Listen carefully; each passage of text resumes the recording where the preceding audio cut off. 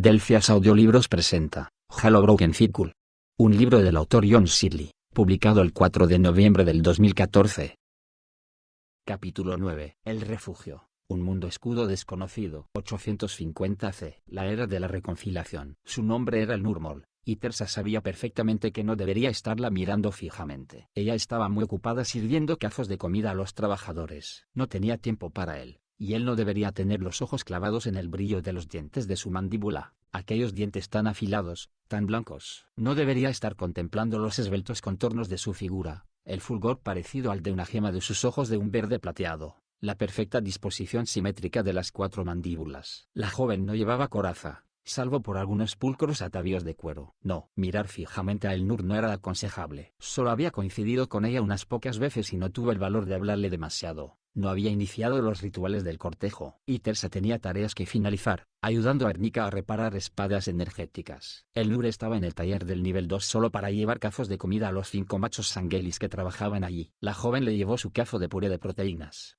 y lo sorprendió dándole un poco de conversación. ¿Signo de interrogación abierta? ¿Está acabada esa?, preguntó, mirándola con atención. Mis 2 hermanos de huevo se decantaron por el diseño y la reparación de armas, y yo realmente disfruto mirándolas. Creo que probaré esta, dijo él. Insertó el cargador y apretó el activador. La hoja de metal de la espada zumbó interiormente. Mientras la contemplaban, adquirió un leve color rojo a medida que se calentaba. Carbonizaba lo que no cortaba sin cauterizarlo. Parece que funciona, indicó ella. Tenía una voz melosa. Para Tersa, fue como escuchar música. Signo de interrogación abierta. ¿Te gustaría probarla?, le preguntó, señalando con la cabeza el tablón de madera sintética que actuaba de blanco en el otro extremo de la habitación. A las hembras sanguelis no las reclutaban como guerreras, pero todas ellas conocían los rudimentos del combate, de modo que pudieran defender el hogar y los huevos en caso de invasión mientras los machos estaban fuera. La joven contempló un tanto cohibida a los machos que trabajaban cerca de Tersa. Ernika tenía buen cuidado de no mirarlos ni a ella ni a Tersa. Los demás observaban disimuladamente, con las mandíbulas cerradas en sonrisitas regocijadas. Entonces Elnur irguió los hombros y dijo con arrojo: sí, gracias. Por si alguna vez fuera necesario. Tersa sintió aún más simpatía por ella. Su rechazo a dejarse intimidar completamente por los antiguos estereotipos de género resultaba curiosamente atractivo. Sugería que podría ser capaz de una intimidad atrevida, así como de actuar con audacia. Pero, por supuesto, reflexionó mientras caminaban hasta el blanco de pruebas, Elnur seguía siendo sangueili.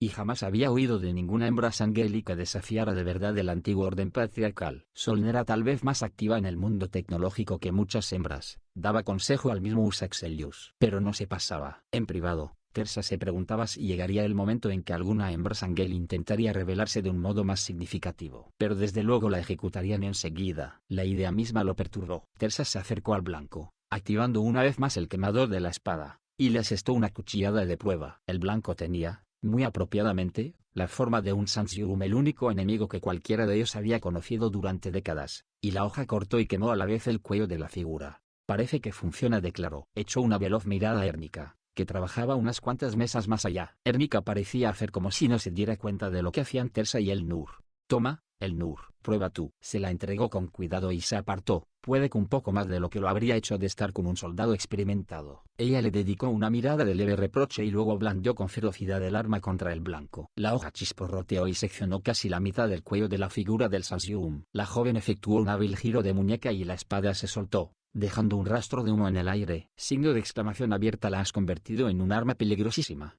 dijo ella. Era un cumplido tradicional a alguien que trabajara con armas. Signo de interrogación abierta. ¿Lo ha hecho?, inquirió Krolon, que entraba en aquel momento. El sangueili transportaba un pequeño cajón de espadas que había que mejorar. Hizo una pausa para contemplar a los 2 jóvenes, y al blanco que Elnur había acuchillado. Pareces tener una experiencia considerable con las armas, joven hembra. Mi madre me enseñó.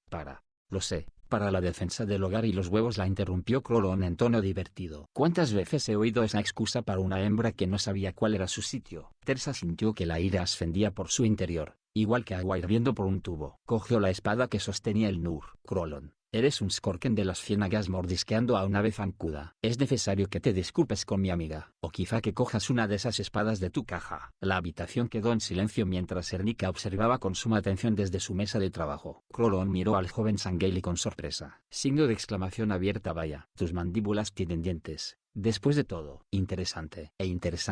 También, esta actividad socialmente corrosiva en la que estás ocupado aquí. No pelearé contigo, joven Sangheili. No pienso ayudarte a impresionar con tus cabrioles a una hembra. El Nur profirió un ahogado gritito de turbación al oír aquello. Crolón siguió diciendo: USA nos ha ordenado no malgastar nuestra combatividad peleando unos con otros, a no ser que medie una gran provocación o se conceda permiso. Por el contrario, replicó Tersa, tú me has estado provocando, amenazando.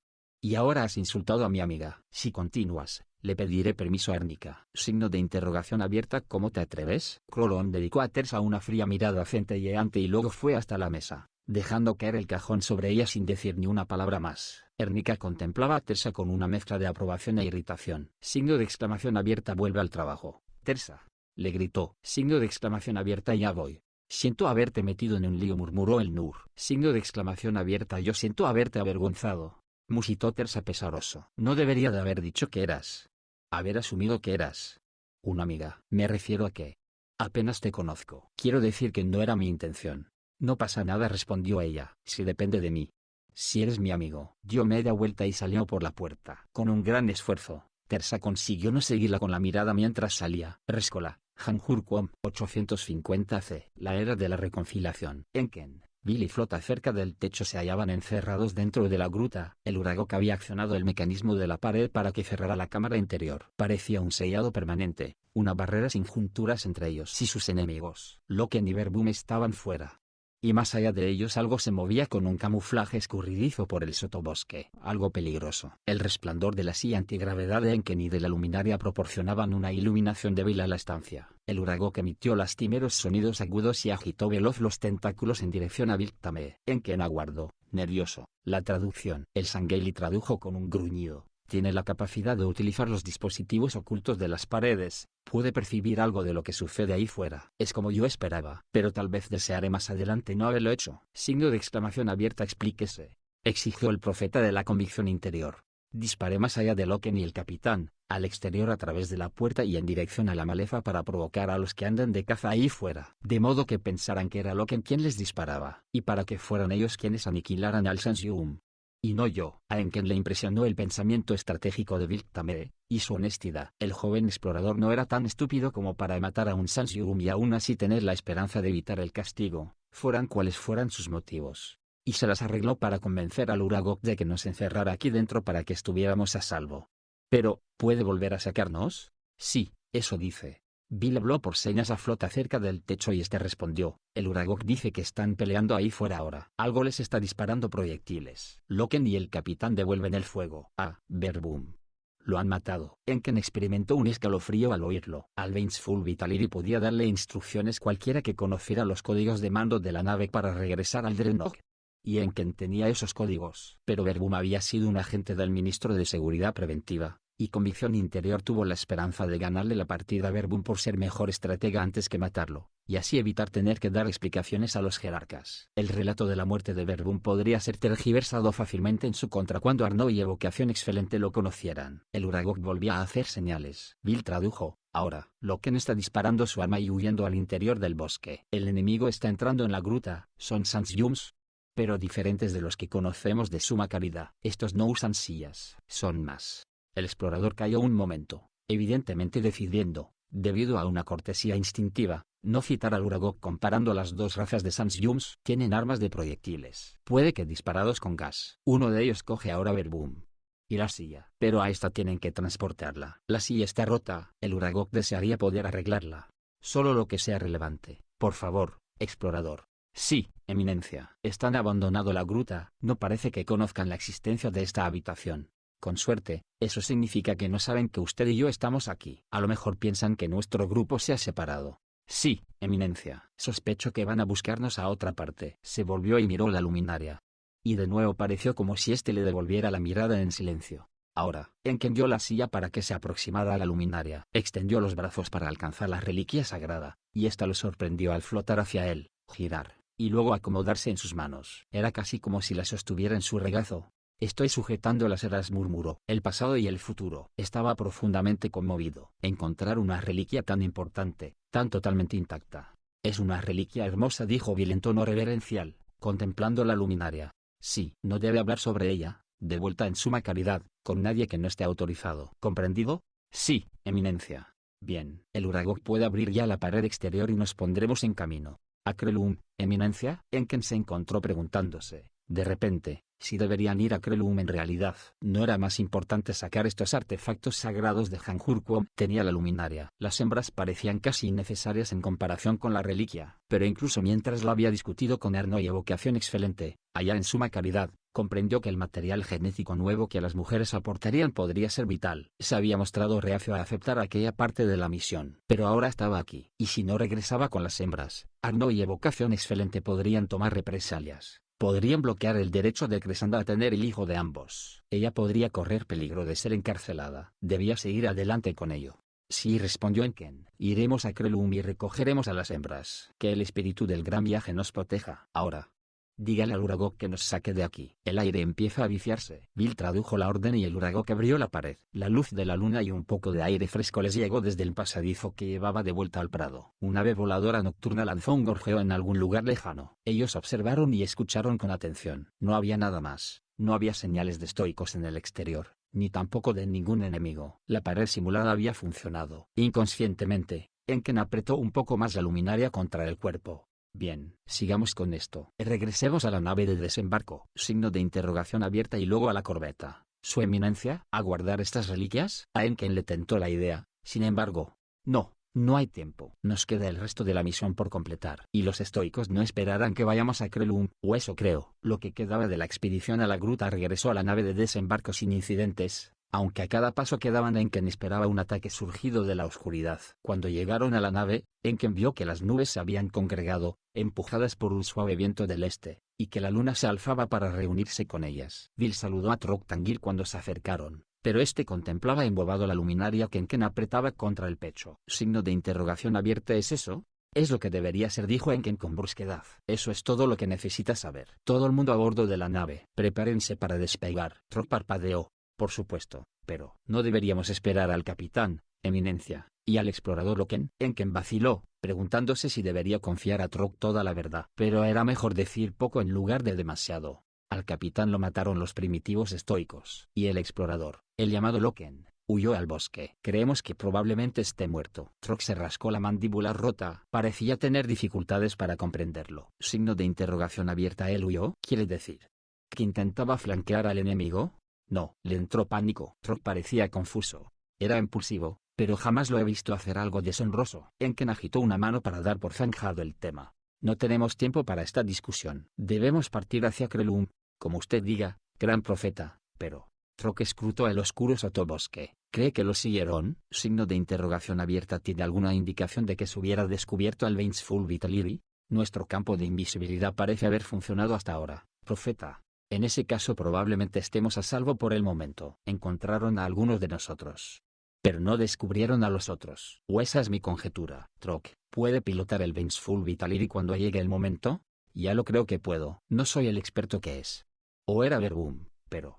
actuará como capitán entonces, cuando llegue el momento. Démonos prisa. Bill también ayudó a Engler a guardar la torreta en el compartimento de las armas de la nave. En el mamparo opuesto, Enken depositaba ya la base de la visión purificadora dentro de un armario para el almacenamiento de reliquias, y a continuación colocó con cuidado la luminaria junto a ella. Apretó bien la cincha protectora alrededor del objeto y luego cerró la puerta. Bill corrió a popa y se aseguró de que el Uragok tenía los tentáculos bien aferrados a sus asas de la pared. Luego fue a la parte delantera, al puesto que tenía asignado. Mientras se ataba al asiento, Bill miró a su alrededor, estudiando la situación. Quedaban 6 Sangelis, y todos estaban en sus puestos cuando la nave de desembarco ascendió con un zumbido, con Trok pilotando en la parte delantera. Signo de exclamación abierta. Trok llamó convicción interior. Llévenos bien arriba. Viajaremos tan alto como podamos. Ascendieron vertiginosamente. Bill contempló a través de una portilla como la pequeña nave ascendía por encima de la fina capa de nubes. En aquellos momentos, teñidas de plata por la luz de Plaón, la luna de Hanjurquom, las nubes parecían un reluciente campo nevado. Bill se preguntó si los estoicos habrían capturado a Loken. Se decía que los Sansyums que vivían en Hanjurquom en la actualidad eran más salvajes que los de suma caridad. Supuso que enseguida recurrían a la tortura. Loken podría no ser tan resistente como todos suponían. Al fin y al cabo, El Sangheili había huido al interior de la jungla cuando la mayoría de Sangheilis habrían elegido pelear hasta la muerte. ¿Qué les contaría Loken si lo atrapaban y lo colocaban en la mesa de tortura? ¿Sabía lo suficiente como para revelar a los estoicos la ubicación de Suma Caridad? ¿Comprenderían ellos siquiera su lengua? Aldrenor lo podían mover, incluso en la actualidad, pero con Suma Caridad solo parcialmente finalizada, podría muy bien ser vulnerable si, de algún modo, los estoicos poseyeran los medios. Luego otra idea le pasó a Bill por la cabeza. Supongamos que fuera a él a quien capturaran los estoicos, ¿qué les contaría bajo coacción? Nada. A él, Bill Tamé, no lo cogerían con vida. No si podía elegir. Si por mala suerte lo dejaban sin sentido de un golpe y llegaran a capturarlo, jamás revelaría nada, pasara lo que pasara. Pero, Loken, Bill sabía que una exhibición habitual de ferocidad podía camuflar el miedo. Sospechó que Loken, si seguía vivo, no era alguien en quien se pudiera confiar.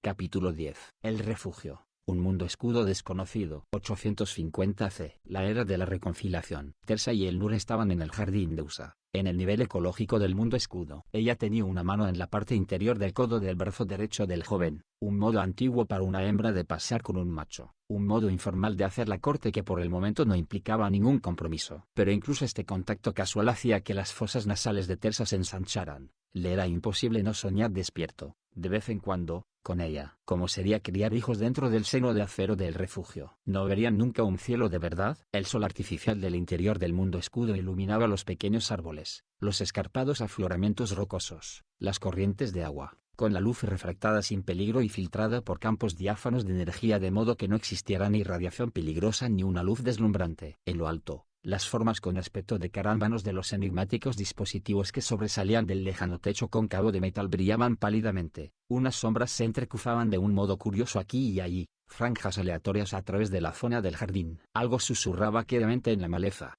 Teersa, a veces me pregunto si ese metal de aspecto sólido de ahí arriba no se partirá sencillamente de improviso y las naves del Covenant vendrán por nosotros. ¿Podrían habernos seguido aquí, de algún modo? Creo.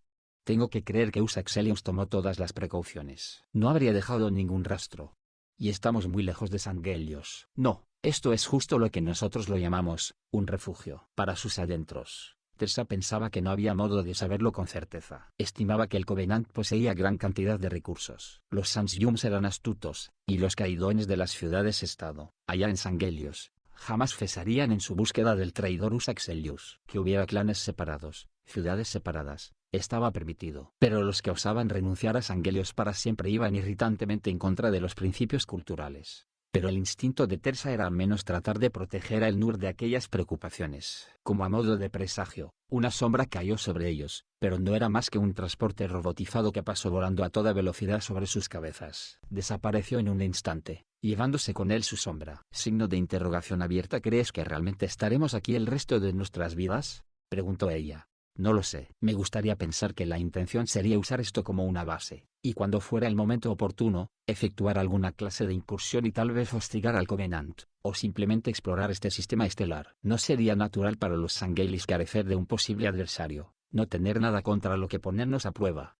Estoy de acuerdo contigo en eso. Limitarse a vegetar aquí dentro, a estudiar, sin medirnos nunca contra nada. Degeneraríamos. Siguieron paseando, siguiendo un arroyo que descendía por una suave ladera. Tras unos momentos de meditación, Teersa dijo: no somos tantos los que estamos aquí, y necesitamos permanecer unidos. Pero un guerrero Sangheili necesita ponerse a prueba contra un enemigo. Se me ha ocurrido que si no encontramos enemigos en el exterior, los encontraremos aquí. Podríamos acabar divididos, separados en facciones, y eso sería una situación volátil en un mundo autosuficiente como este. Sería casi como un motín en una nave espacial. Algo muy peligroso para todos. La clase equivocada de peligro. Yo he pensado lo mismo. Especialmente tras ese encontronazo con Krolon. He oído rumores sobre él, y unos cuantos otros. Teersa le dirigió una veloz mirada. Ella era joven y en alguna que otra ocasión la había oído dedicarse a repetir habladurías, y él no quería alentar tal cosa. Hablar de oídas podía conducir justo a aquello de lo que habían estado conversando. Podría ser la semilla del faccionalismo, la división, el amotinamiento y, en última instancia, el fracaso de la colonia. No me gusta nada, Krolon, prosiguió ella con pesadumbre. Las hembras de mi clan tienen una fuerte tradición como protectoras de huevos. Le dirigió una ojeada. Muy fuerte. Signo de interrogación abierta. Sí, más de lo que es ortodoxo. Ella titubeó. Seré franca contigo, aunque sea correr un riesgo. Sí, más de lo que es ortodoxo. Luego añadió con un cierto tono de desafío: Creemos que las hembras pueden convertirse en guerreras y más. Pero no es algo de lo que hablemos abiertamente, al menos no con machos. Tersa sintió una agitación interna, una mezcla de asombro y admiración. Lo que el Nur había dicho era herético, pero también valiente, y entre sus corazones, como decía el refrán Sangheili,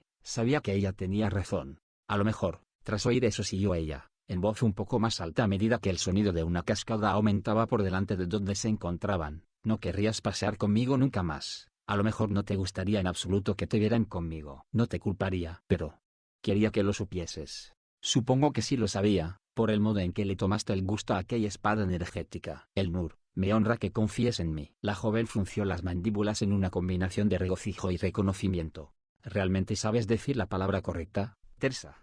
Al menos a mí. Al oír aquello, el joven sintió un sutil estremecimiento de confirmación, un reconocimiento de destino, tal vez, como una carga de energía a su alrededor. Habían llegado al borde de un pequeño risco que daba a un valle. El arroyo caía por el precipicio, zambulléndose a suficiente distancia como para hacer que la cascada sonara con más fuerza. Tersa oyó entonces algo que traspasaba el chapoteo taladrante de la cascada: voces. Crolon y Drem y alguien más. No podía distinguir del todo lo que decían. Signo de interrogación abierta. ¿Oyes voces? Sí, es ese. ¿Crolon? Tersa y el Nur intercambiaron una mirada. Luego, en silencioso acuerdo mutuo, se aproximaron más al borde del risco y miraron en dirección al estanque situado abajo. Había 4 Sangheilis reunidos allí: Crolon, Drem, Scorin y Mezfa el Cojo. Scorin era una hembra, Mezfa el Cojo, apodado así debido a una herida que había dejado su pierna derecha un poco más corta que la izquierda, era su pareja. Desde ahí, las voces ascendían por la pared del risco, aunque poco claras debido al estruendo del agua.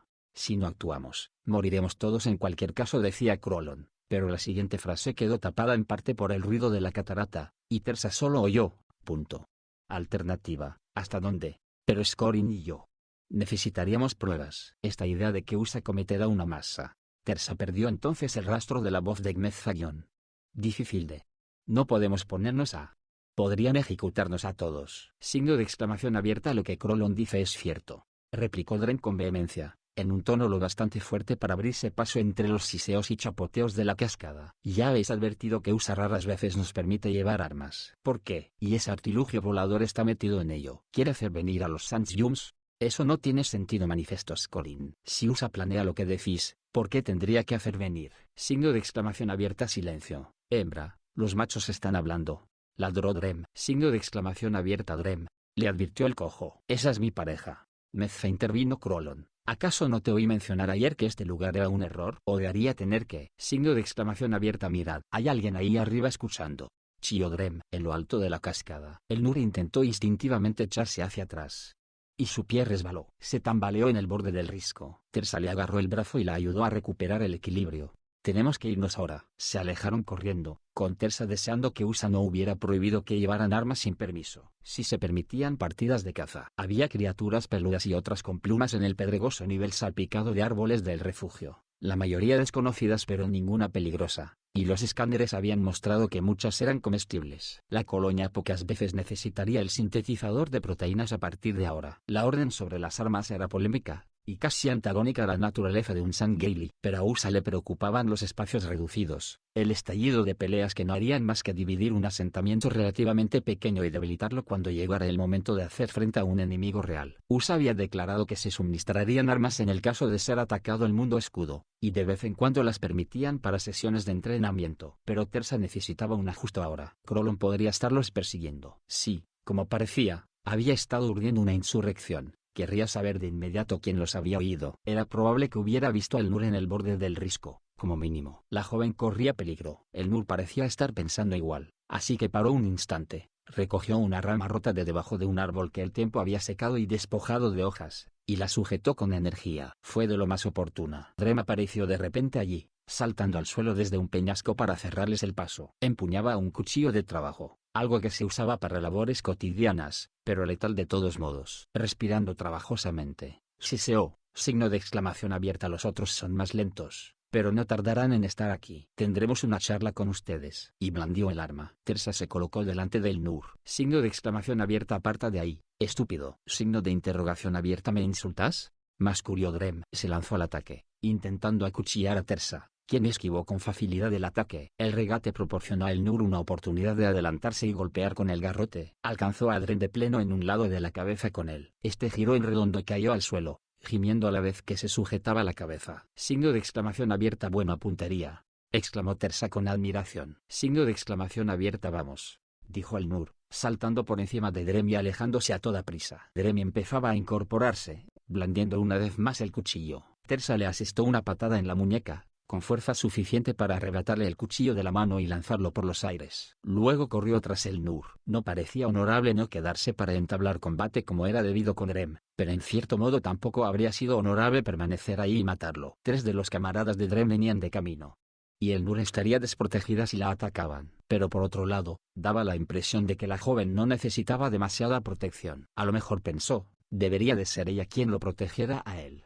Me preguntó, dijo Tersa, cuando alcanzó a el Nur, si deberíamos haberlo matado. Sí, yo también me lo pregunto. Rescola, Hanjurquom, 850 C. La era de la reconciliación. La nave de desembarco avanzaba a través de la noche tan despacio como era posible para no llamar la atención. Sus ocupantes seguían atentamente con la mirada los contornos de un barranco profundo que atravesaba un verdeante altiplano. Un río discurría bajo ellos, pero Enkenscreaven no se dedicaba a gozar del paisaje, no de ese modo. Encorvado con desasosiego en su silla antigravedad, detrás de Troctangil, que ahora pilotaba la nave, Enken tenía la vista fija en el holograma topográfico de Krelum. La imagen la estaba transmitiendo Vainsfull Vitaliri desde su órbita, sus escáneres atravesando la capa de nubes, haciendo oscilar la mano por encima de los interruptores holográficos. El Sansyurun giraba la imagen en esta y aquella dirección, ampliándola para incluir los alrededores del poblado. Krelum no era más que una hilera doble de casas ovales de madera y yeso, una comunidad de pescadores que describía una curva a lo largo de la orilla de un gran lago. Algunas de las casas estaban en el agua, construidas sobre pilotes. Parte de la mente erudita de Enken observó que los edificios eran de estilo antiguo, los contornos evocando la forma de un cráneo corriente Sansyurun visto desde arriba. Pero principalmente escaneaba el terreno en busca de movimiento, desplazando la imagen a través de varios espectros, buscando indicios de calor. Podía ver varias figuras deambulando por el camino que pasaba entre las casas, animales que debían de ser Garfren,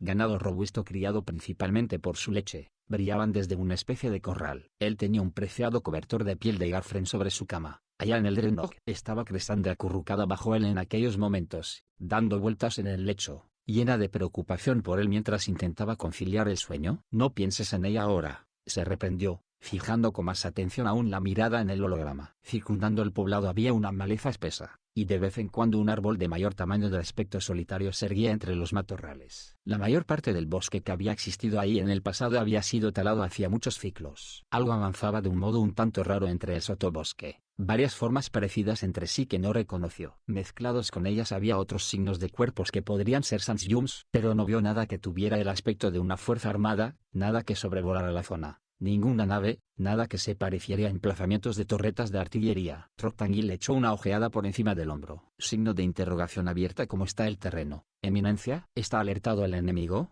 Si nos han tendido una trampa, es demasiado ingeniosa para que pueda percibirla. Es hora de intervenir y arriesgarnos. Las hembras deberían de estarnos esperando. Signo de interrogación abierta. ¿Pueden nuestras invitadas especiales realmente estarnos esperando?, preguntó Troc, volviendo la mirada hacia adelante a la vez que guiaba la nave fuera del barranco. El mensaje fue enviado a través de un holograma, mediante un ojo, y 2 de ellas respondieron. El último mensaje indica que otras 7 también están dispuestas a venir. Apenas hay varones jóvenes en esta parte de Rescola, y cuando andan por aquí, al parecer tratan a las hembras de un modo brutal. Signo de interrogación abierta. ¿Los varones del poblado murieron en combate? ¿Fueron reclutados? Si están muertos, no lo sabemos. Nos aproximamos a un posible lugar de aterrizaje. Parece estar despejado. Nuestro campo de invisibilidad debe de estar funcionando. Estupendo. Entonces aterricemos. Despliegue a los exploradores y a los demás en cuanto nos posemos. Así será, Eminencia. La capa de nubes se había quebrado por el momento, lo que permitía que la luz de la luna la atravesara vacilante para danzar sobre el pequeño oleaje del amplio lago. Acompañado de 3 Sangelis,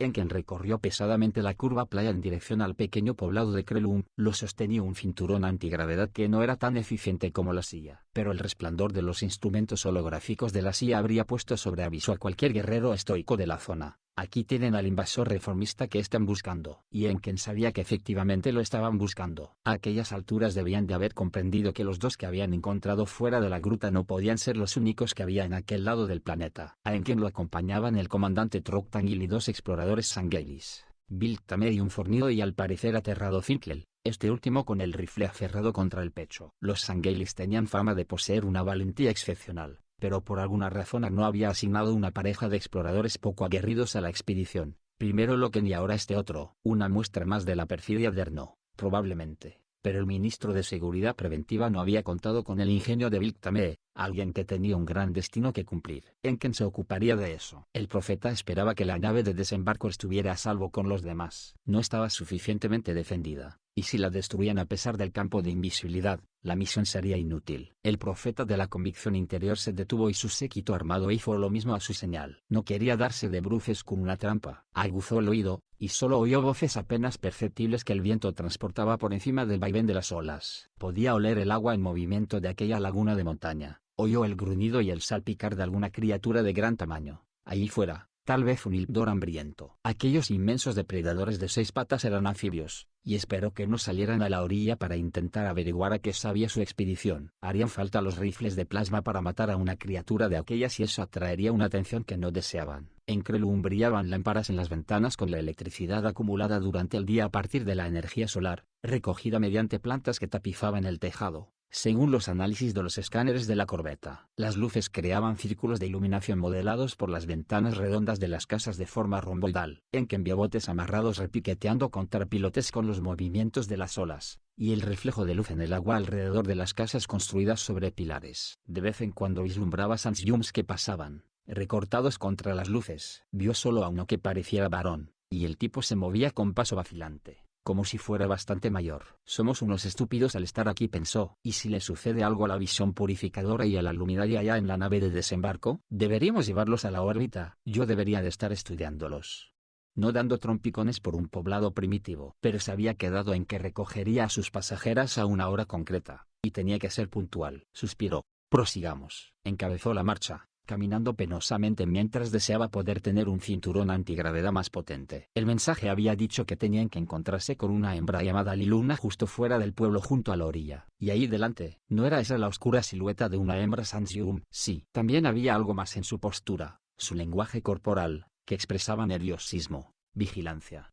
Espera. Esa probablemente es ella, susurró Enken. No os pongáis nerviosos con esas armas. Quedaos aquí. Renqueó hacia la hembra, la mano posada con indiferencia en la pistola enfundada que colgaba de su cintura. De todos modos no era demasiado bueno con ella. Las sillas antigravedad tenían sus propias armas y también se ocupaban de casi todo lo referente a apuntar. Por el gran viaje que esto podía acabar muy mal. La hembra Sansyum parecía más asustada que peligrosa. No obstante, cuando Enken se le acercó, signo de interrogación abierta, ¿eres Liluna?, preguntó con delicadeza. Ella lo miró fijamente. Luego, con sus enormes ojos capturando un destello de luz de luna, se aproximó un poco más. Sí, respondió con voz temblorosa. ¿Eres? Sí, me llamo Enken y soy de fuera del planeta. Procedo de Suma Caridad. Soy el que han enviado a buscaros. Ella siguió mirándolo fijamente. Luego, con los ojos todavía iluminados por la luna, se acercó todavía más. Llevaba puesta una túnica que era holgada por arriba y se pegaba a su parte inferior, bordada con los antiguos símbolos nativos de Rescola y de fertilidad.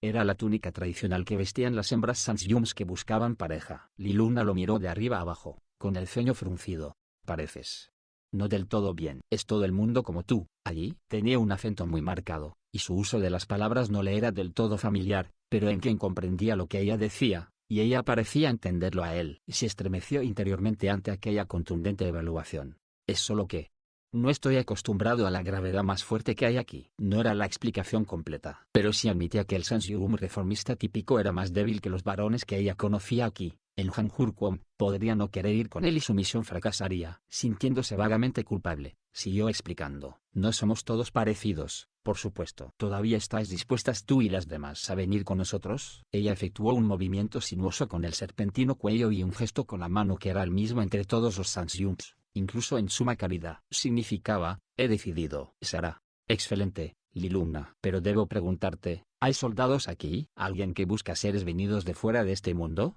No he visto a nadie así esta noche. Pero pasó una patrulla Forlaster esta tarde, haciendo preguntas. Ninguno de nosotros les habló. Son brutales. Todos los despreciamos absoluta y completamente. Son una buena parte de la razón por la que queremos abandonar Hanjurquom, y hay muy pocos varones con los que una quisiera aparearse. Y en cuanto a mí, miro al cielo. Quiero ver qué hay ahí arriba, más allá de la luna. Lo verás, le aseguró él, a la vez que se preguntaba qué podría ser una patrulla Forlaster. La palabra le era desconocida. ¿Puedes avisar a las demás? Lilunda pareció vacilar. Luego efectuó un gesto con la mano que indicaba un encogimiento de hombros. Me pidieron que me reuniera contigo.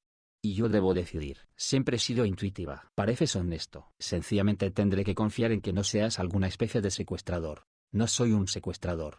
Y no serán esclavas. Se les ofrecerá la posibilidad de conocer varones, de relacionaros con profetas poderosos del gran viaje que buscan nuevas compañeras. Liluna señaló el lago. Las otras nos observan. Están ahí fuera. Inspiró profundamente y pareció tomar una decisión. Alzó ambas extremidades por encima de la cabeza y efectuó señales de seguro venir. No veo a nadie.